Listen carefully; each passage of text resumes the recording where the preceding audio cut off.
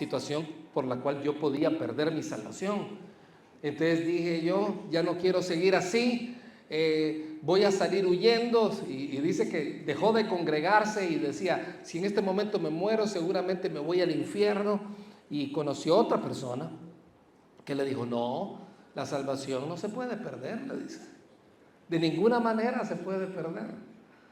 Y comienza a congregarte con nosotros. Y el muchacho comenzó a congregarse en esta nueva iglesia. Y con el paso del tiempo se empezó a notar de que ya no le decían que la salvación se perdía, sino que le comenzaron a decir, tú tienes que mostrar tu salvación por medio de buenas obras. Y él decía, sí, yo entiendo eso, tengo que mostrar mi salvación, ¿verdad? Que yo soy salvo a las personas que no me conocen. No, tienes que mostrárselo a Dios, que realmente eres un convertido, que eres una persona regenerada. Y entonces dice, de repente me dice él, salí de una situación donde decía que la salvación se pierde y entré a otra teología donde se me decía que tenía que estar mostrando continuamente mi salvación, porque probablemente si no daba buenos frutos es que yo no era salvo. Y estuvimos hablando bastante con él. Y llegó un momento donde él dijo, ¿usted cree que yo me podría quitar la vida y voy a estar con Dios? Para mí, esta es mi sospecha, creo que la razón por la cual él estaba llamando es porque quería saber si quitándose la vida iba a estar lejos de Dios para siempre, ¿verdad? Que se iba a ir al infierno. Estuvimos hablando bastante de eso. Le dije, oye, yo no quisiera que tú utilizaras ninguna conversación con ningún pastor para atentar contra tu vida, pero te voy a decir, la Biblia enseña que en el momento en que aceptamos a Jesucristo somos salvos. Esa salvación no se pierde. Las buenas obras son necesarias estando aquí en la tierra, pero no para salvarse. Entonces, ¿para qué sirve? Bueno, la ley Dios la dejó como un ayo, como un indicador de que no podemos alcanzar la gracia de Dios. Y yo tengo que obedecer al Señor, pero no para salvarme. En el transcurso que estábamos conversando, porque primero nos comunicamos, después nos llamamos de un país en Sudamérica, conversando con él, dijo, eso no me lo habían dicho, eso yo no lo sabía, lo había leído, algunos libros, pero nunca alguien me lo había dicho de esa forma. Le digo, sí, imagínate que te quitaran la vida hoy, ¿te vas a ir al cielo? Claro que te vas a ir al cielo.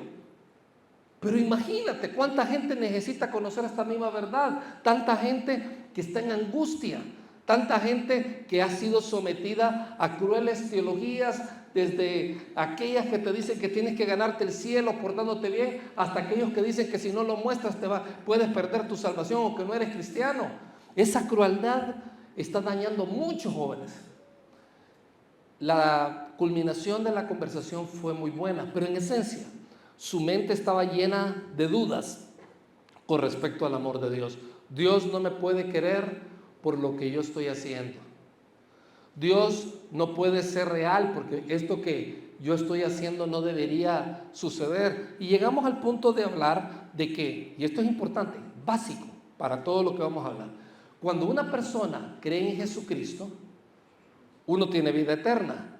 Pero ¿quién me da la seguridad que yo tengo vida eterna? ¿Qué situación espiritual acontece ahí para que la persona pueda estar segura de tener vida eterna? ¿Quién viene a vivir dentro de nosotros? El Espíritu Santo. Dice Efesios capítulo 1 que el Espíritu es la garantía. Fíjense, no dice solamente la seguridad, es la garantía de que yo ya voy a estar con Dios por toda una eternidad. Entonces, si yo perdiera tal cosa como mi salvación, ¿quién tendría que irse al infierno conmigo? El Espíritu Santo, y eso es ridículo. Eso no puede suceder. Entonces, eso es importante verlo. Entonces, si ya nosotros tenemos la garantía del Espíritu Santo que vamos a estar con Él, significa, uno, que somos salvos. Entonces, yo no puedo superar áreas pecaminosas de mi vida si yo soy un no creyente? Si yo no he creído en Jesucristo como Salvador, si el Espíritu Santo no viene a morar dentro de mí, entonces, ¿cómo es posible que yo deje áreas malas? Es imposible. Soy esclavo del pecado. ¿En qué momento dejo de ser esclavo del pecado, espiritualmente hablando? En el momento en que el Espíritu Santo viene a vivir dentro de mí. Entonces, ya no soy más esclavo del pecado, sino libre en Cristo Jesús. Eso es maravilloso.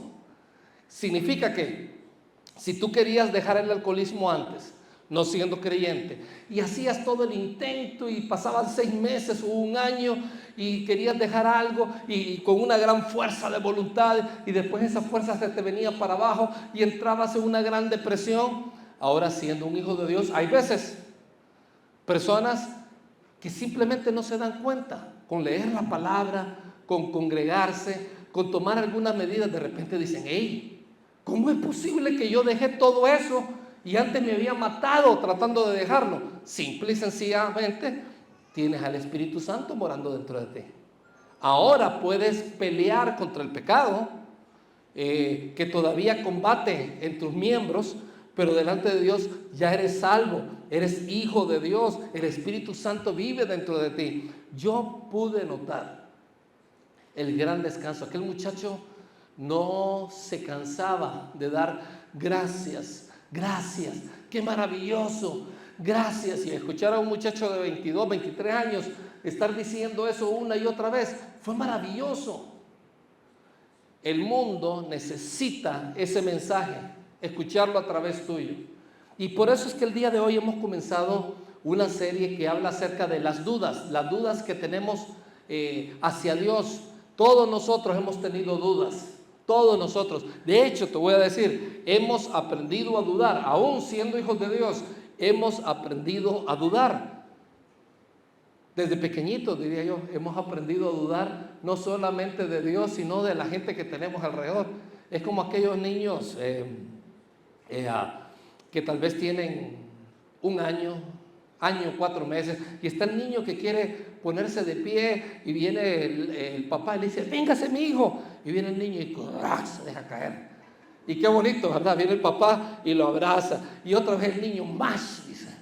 Entonces se le pone al niño ahí y empieza el niño, y viene el papá y lo sostiene, qué bonito. Pero llega un momento en que el papá no lo pudo sostener. ¿Y qué pasa con el niño? Te viene la siguiente vez el papá y dice: véngase mi hijito. No, ya no. El niño aprendió a dudar del papá, que el papá no era lo suficientemente confiable para sostenerlo en algunos momentos. Y fíjate, hay un dato, como dice Luisito, hay un dato perturbador en todo esto, y es el siguiente: las dudas que nosotros tenemos hacia aquellos que nos pueden ayudar y nos pueden añadir valor, dan como resultado una vida inestable en diferentes áreas de tu vida. Repito, esto es importante. Si tú y yo aprendemos a dudar de aquellos que nos pueden ayudar, que nos añaden valor, eso trae como un resultado muy negativo de que tú y yo vamos a tener una vida inestable, espiritualmente hablando. Si no, obsérvalo. ¿Tienes dudas de Dios, de que Dios puede usarte? Tú dices que Dios no me puede usar porque soy muy joven o soy muy mayor.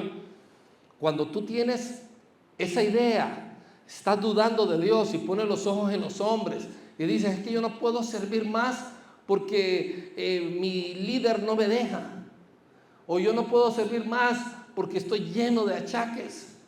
Entonces estás poniendo afuera a Dios de toda la ecuación, cuando es Dios en quien tú y yo debemos de confiar. Pero por alguna razón sentimos un golpecito por acá, tenemos una caída por acá y decimos: ¿será cierto lo que dice la gente, que Dios no existe?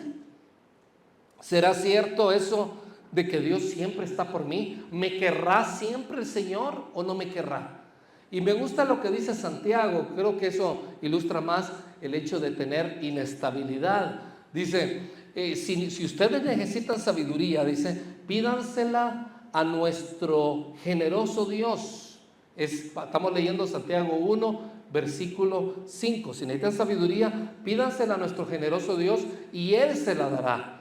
No los reprenderá por pedirle. En otras palabras, cuando tú y yo le pedimos a Dios sabiduría, Él nos va a dar sabiduría. Y no anda escatimando cosas. A ver, te la voy a dar con esta condición. Dios quiere darte sabiduría.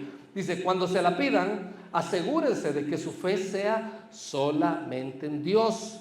Y no duden, porque una persona que duda tiene la lealtad dividida. Y es tan inestable como una ola del mar que el viento arrastra y empuja de un lado a otro. Ahí, si tú y yo no confiamos en el Señor, sino que decimos, medio voy a confiar acá y medio voy a confiar acá, tienes la lealtad dividida. Eres una persona realmente inestable. Entonces, ¿cómo poder experimentar más estabilidad en nuestro corazón, en nuestras vidas? ¿Cómo poder experimentar victoria hacia las dudas que habitualmente nos invaden?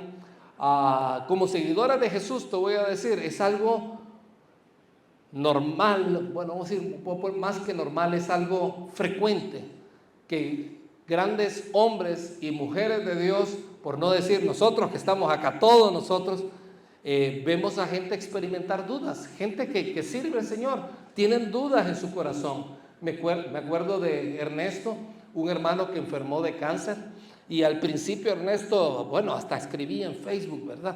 Yo voy a vencer esto, tengo el poder de Dios, pero iba pasando el tiempo y los médicos le decían, tú ya no tienes esperanza, te vas a morir.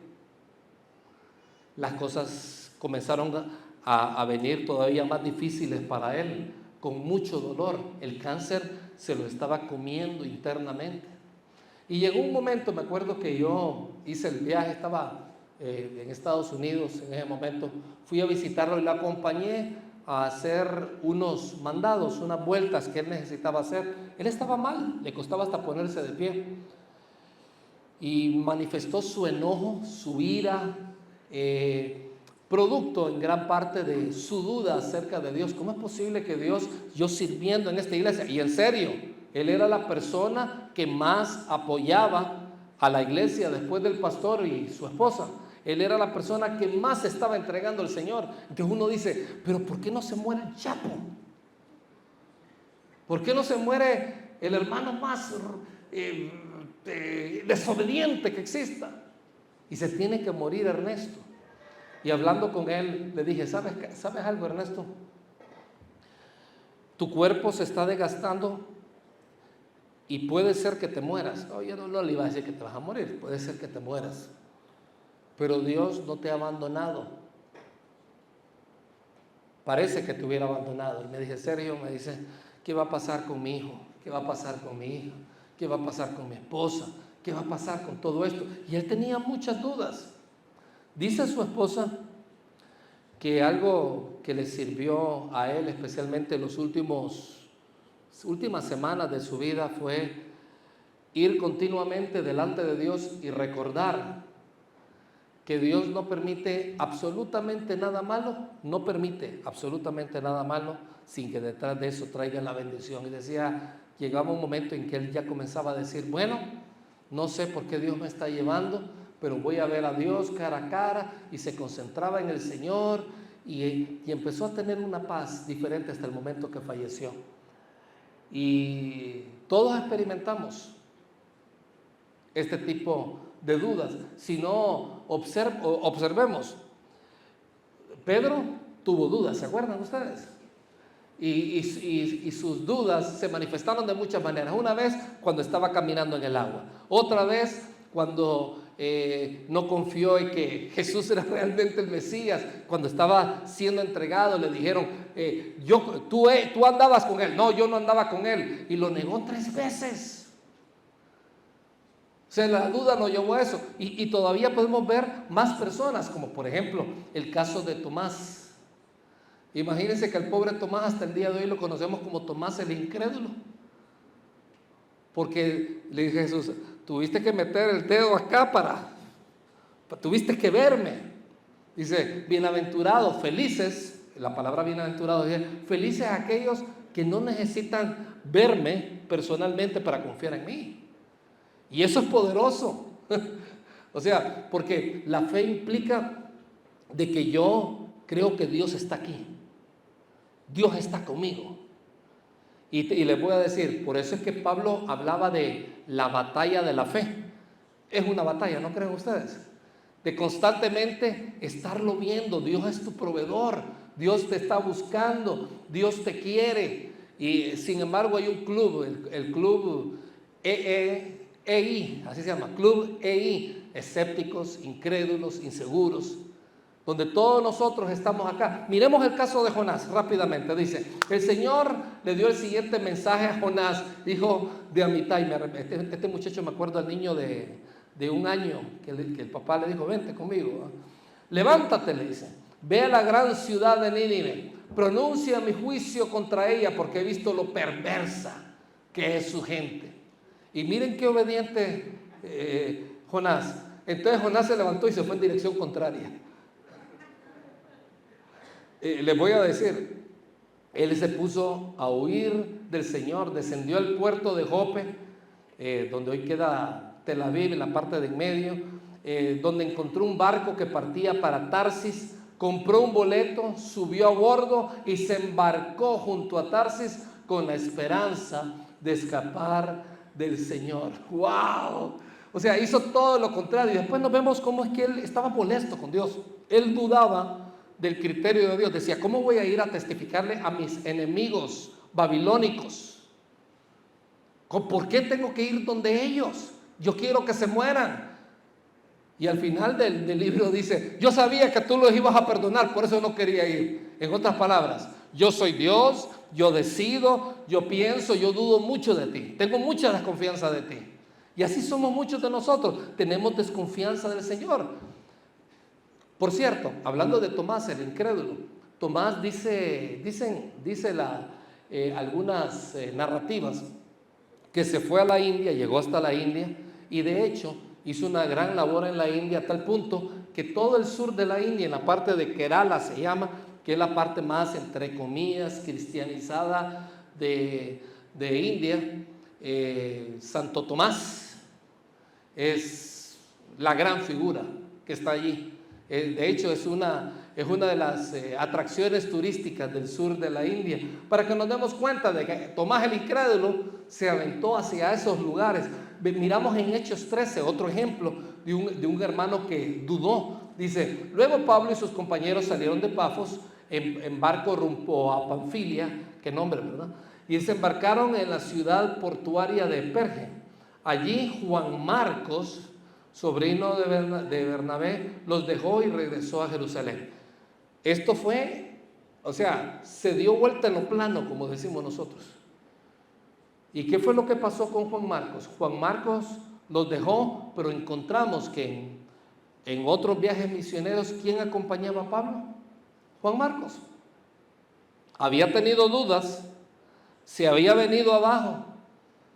Era tan desconfiable y tan inestable que Pablo dijo, no lo voy a llevar conmigo otra vez. Y Bernabé dijo, démosle una oportunidad al muchacho. No lo voy a llevar conmigo. Y posteriormente encontramos a un Juan Marcos que escribió un evangelio, el evangelio de San Marcos. Estamos hablando que es la misma persona, muy posiblemente.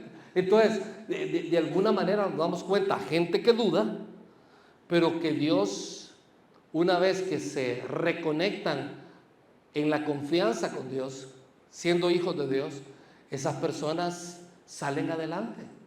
Y es probable que hoy estés viviendo muchas dudas en tu vida, dudas acerca de tu físico, dudas acerca del amor de Dios, dudas acerca de la lucha contra el pecado, dudas acerca de que si Dios puede o no puede sustentarte financieramente. Tienes un montón de dudas en tu mente, qué va a pasar en tu futuro, muchas cosas que pueden venir aquí. Pero te voy a decir, aunque eso se da, no significa que sea bueno. Hay que luchar contra eso, buscando confiar en el Señor.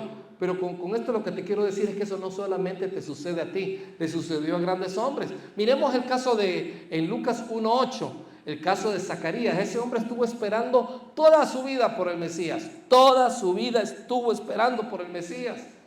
Y ya muy anciano, cuando ni él ni su esposa no podía tener hijos, punto. Era imposible. Dice, ¿cómo puedo estar seguro, dice, de que ocurrirá esto, que yo voy a tener un hijo? Y recordemos, Zacarías y su esposa eran los padres de Juan el Bautista. Entonces, él dice, ¿cómo puedo estar seguro de que ocurrirá esto? Fíjense qué bonito lo pone, ¿verdad? No dice, dudo de ti. Lo que le dice, a ver, ¿qué garantía me puedes dar de que esto es así? Es como cuando te dan un préstamo. A ver, deme la garantía, por favor. No me dice usted que confía en mí. Claro, yo confío en usted, pero necesitamos una garantía. ¿Están confiando o no están confiando? No están confiando en tu palabra. Porque ¿qué quieren? Una garantía. Claro, ¿qué quieren esa garantía? Entonces, ¿cómo puedo estar seguro de que ocurrirá eso? Que mi mujer tan ancianita que es va a tener un hijo. Yo soy muy anciano, dice, y mi esposa también es de edad avanzada. ¿Y qué fue lo que le pasó a Zacarías? Quedó mudo durante un tiempo. Zacarías el mudo. Y cuando le dijeron de qué nombre se le podía poner al niño, él pidió escribirlo. O sea, no toda la gente escribía, quiero decirle que mucha de la gente era iletrada, pero él, siendo una persona que servía en el templo, dice, pasen el señal, y escribió Juan, y todos se maravillaron porque dijo que se tenía que llamar Juan, y en ese momento comenzó a hablar. O sea, en ese momento fue su demostración de su confianza en Dios. ¿Qué nombre le iba a poner? Juan.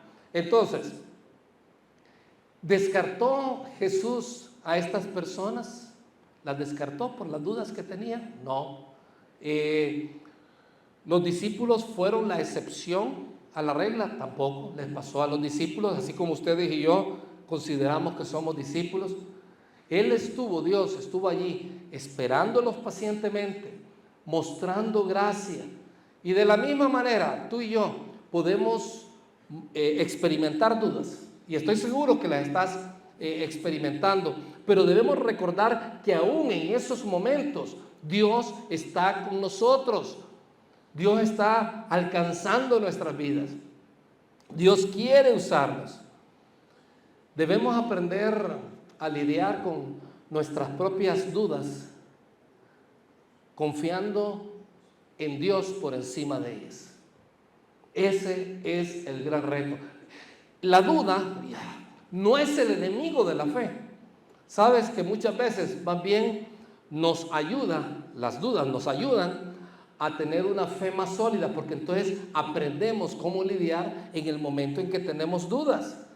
Dudar y dejar de confiar en Dios, ya siendo salvo, no te hace perder tu salvación. Siendo salvo y dudar de Dios muchas veces hace de que estés muy inestable, y no queremos que estés inestable. Pero recuerda, 7 veces cae el justo. Vas a seguir fallando, vas a seguir dudando, pero en todo momento regresemos a tener confianza con Dios. Ahora bien, surge la pregunta del millón. Está bien, entiendo. Tengo que ir y confiar en Dios. ¿Cómo yo puedo confiar en Dios si estoy inestable? ¿Cómo me puedes ayudar? ¿Qué dice la Biblia al respecto? Bueno, hay algunas sugerencias que podríamos compartir contigo que pueden ser útiles, y cada una de ellas está llena de versículos bíblicos. La primera de ellas, ve a la palabra, ve a la Biblia. ¿Quieres aprender a confiar en Dios? Ve a la palabra. Como dice Juan 15, cuando un hijo de Dios, una persona que ya es salva, una persona que está unida al árbol que es Cristo, ¿verdad? Esa persona mantiene una relación constante con Él. ¿Qué es lo que lleva a esa persona? Ayúdame. ¿Qué es lo que lleva a esa persona? Una persona que está unida, que permanece pegado al árbol, ¿qué lleva? ¿Perdón? Bruto, no. Fruto. Lleva mucho fruto. Y dice que separados de Él no podemos llevar fruto. ¿Por qué? Porque estamos separados de Él. Entonces, si yo estoy inestable y no me acerco a la palabra de Dios, básicamente este asunto de la rama que está pegada al árbol implica yo alimentándome como hijo de Dios de la palabra. Veo la palabra, la obedezco, Si no tengo la fuerza o no creo tener la fuerza para obedecerlo, le pido ayuda a Dios para que Dios me ayude.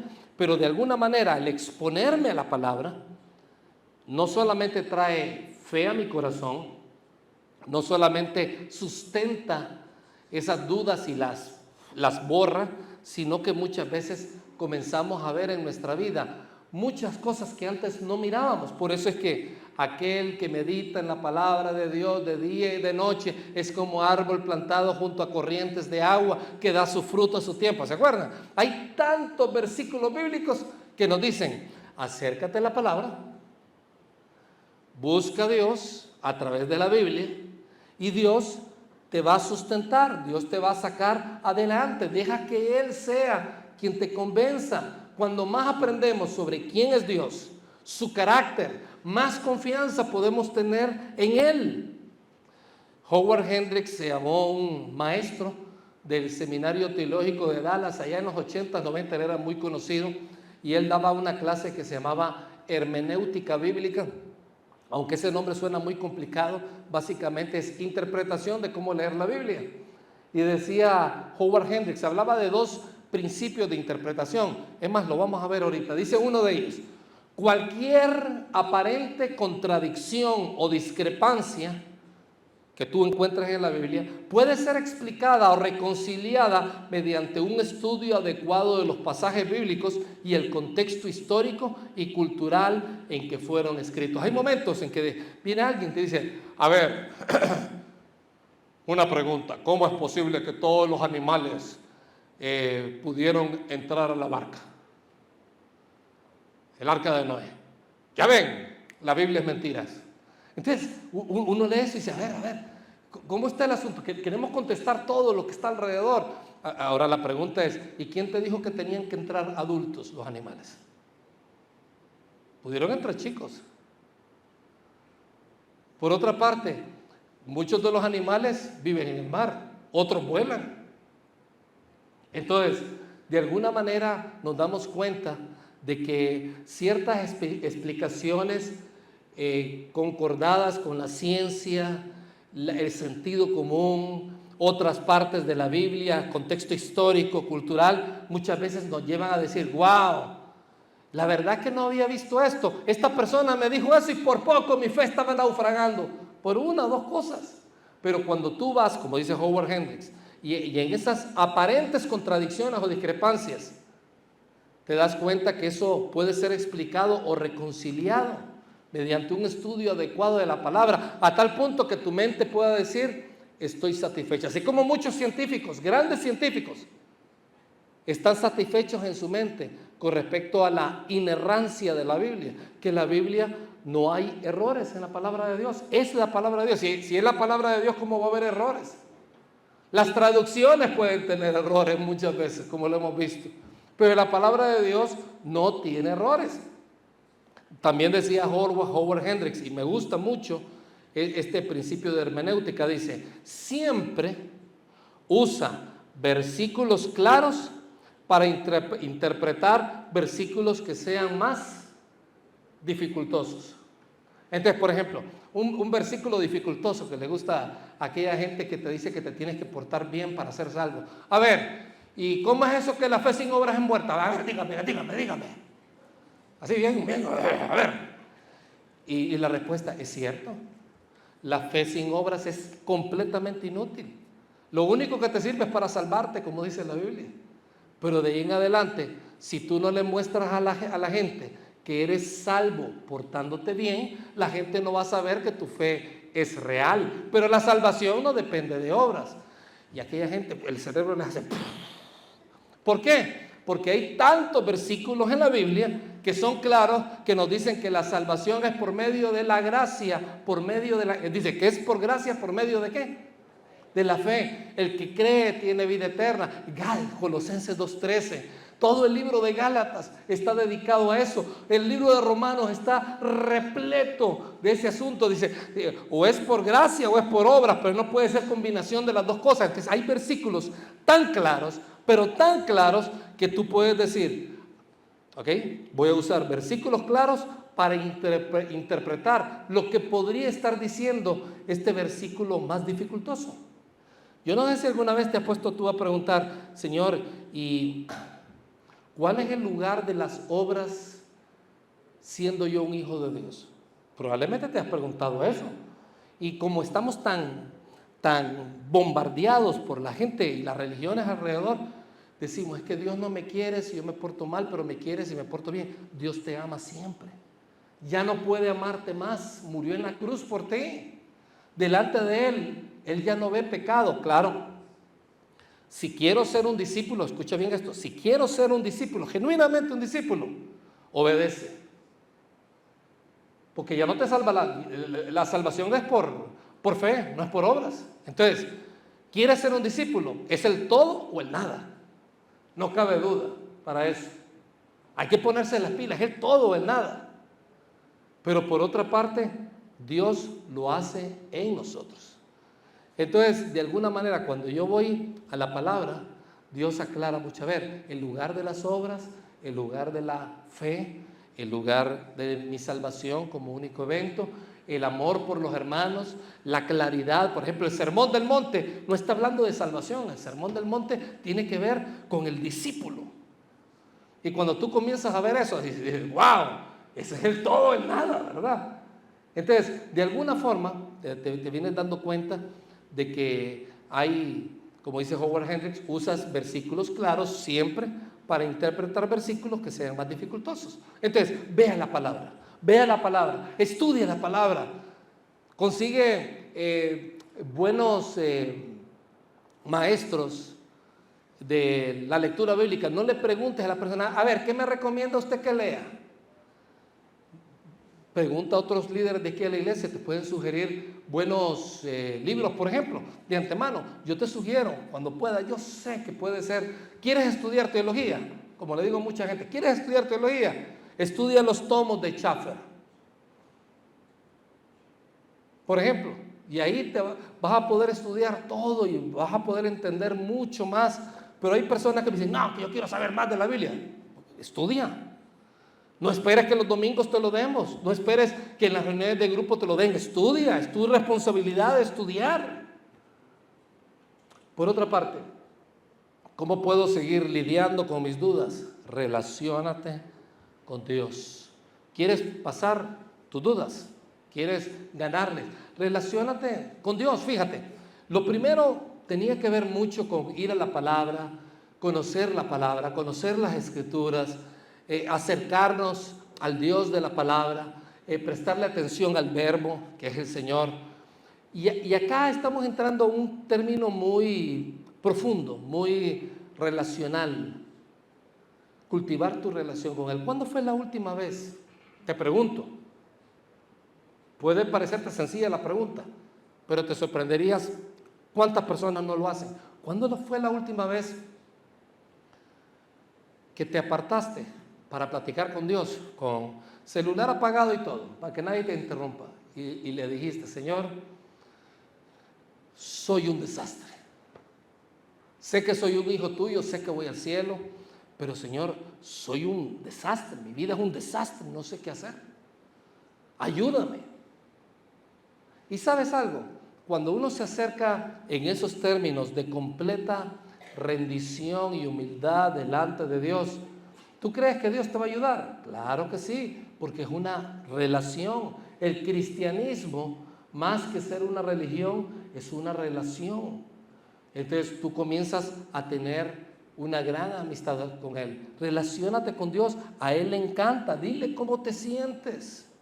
Él no te echa fuera.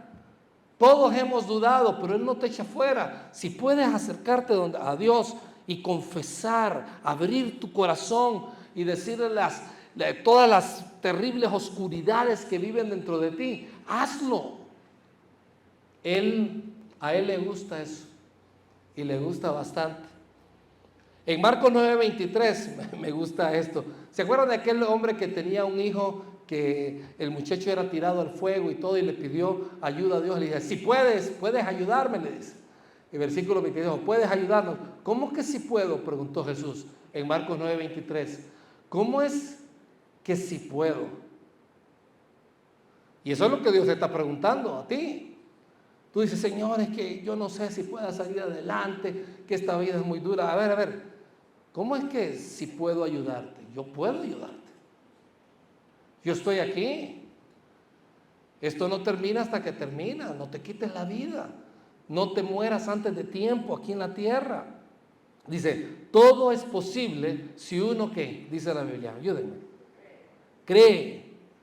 La palabra creer ahí no es de suponer que existe, sino que la palabra ahí es igual a confiar. Si uno confía, todo es posible si uno confía en Él. Al instante el Padre clamó y dijo, sí, creo, pero ayúdame a superar mi incredulidad. Fue honesto. ¿Y qué fue lo que Dios hizo? Dios le ayudó con eso. Y en tercera instancia yo diría, además de que baja la palabra y la estudias y la buscas y llenas muchas de las dudas que tú tienes y tienes una relación con Dios, te acercas en oración, en meditar, en hablar abiertamente con Él. Un tercer aspecto es que es bueno buscar ayuda de otras personas. Dios te ha puesto otros hermanos en Cristo alrededor, llámalo comunidad de fe, la iglesia, el grupo de crecimiento. Por ejemplo, algo que yo acostumbro a hacer mucho, y yo sé que algunos de ustedes, de hecho, lo he aprendido de algunos buenos hermanos, leer biografías de hombres a través de la Biblia y a través de algunos otros buenos libros, leer biografías de inspiración, testimonios. Por ejemplo, el día de ayer me estaban dando el testimonio de un querido hermano que está aquí, que tomó la decisión de bautizarse el día de ayer, y en una parte él manifestó, y lo escuché hace 2 días también a través de un Zoom, decía él, yo asistía a una iglesia, yo había entendido algo, pero no, aunque me había bautizado, entendí mi salvación, entendí que soy salvo. Y ya siendo salvo, hoy que sé que soy salvo y sé que voy a estar con el Señor, tomo mi decisión de bautizarme. Digo yo, wow, qué increíble. Hermanos que son suficientemente humildes para buscar al Señor y para confiar en sus hermanos que están alrededor. Cuando tengas una duda, busca al Señor, vea la palabra y también no descartes hablar con alguien que te pueda ayudar, así como este chico que llamó de Sudamérica, o sea, se comunicó de Sudamérica con nosotros y después hicimos un contacto con él. No te calles, no te calles. Quiero terminar con este versículo. Mateo 21 dice, Jesús le contestó, les aseguro que si ustedes, y les voy a pedir después de que terminemos de orar, que se queden unos 5 minutos más para mencionarles algo. Dice, Jesús les contestó, les aseguro que si ustedes tienen confianza y no dudan del poder de Dios, todo lo que pidan en sus oraciones sucederá. Hasta podrían hacer lo mismo que yo hice con la higuera y más todavía, si le dijeran a esta montaña, quítate de aquí y échate en el mar, ellos los obedecerían. Entonces, de alguna manera, el punto aquí es, desarrollemos más confianza con el Señor.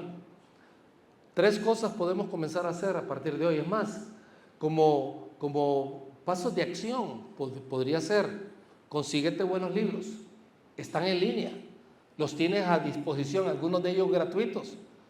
Léete, por ejemplo, si quieres estudiar más de teología y ubicarte, busca esos libros de Schaffer, por ejemplo.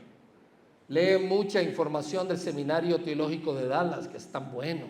Busca otros grandes autores y teólogos bíblicos para que te puedan ayudar en ese aspecto. Exponte a biografías, a historias. Eso anima tu corazón. En vez de estarte concentrando en aquellos portales que solamente te meten dudas acerca de la Biblia. Si el incrédulo se mete dudas con respecto a todos, si dudan de cómo se llaman, si dudan quiénes son, si dudan si son perros, gente, hombres, si no saben quiénes son, ¿cómo les vas a pedir que crean en Dios? ¿Me doy a entender? Entonces, es importante que vayas a la palabra y te fortalezcas como nunca antes lo has hecho. Vamos a orar. Señor, gracias por este tiempo.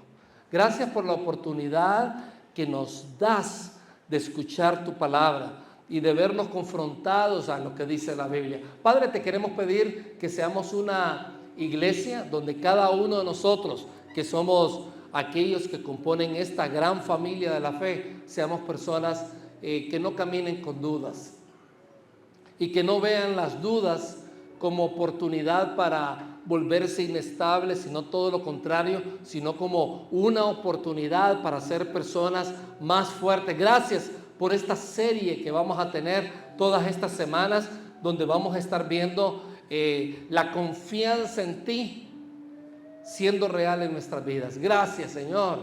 Y te queremos pedir de que nos sigas ayudando y nos sigas alentando en nuestro corazón.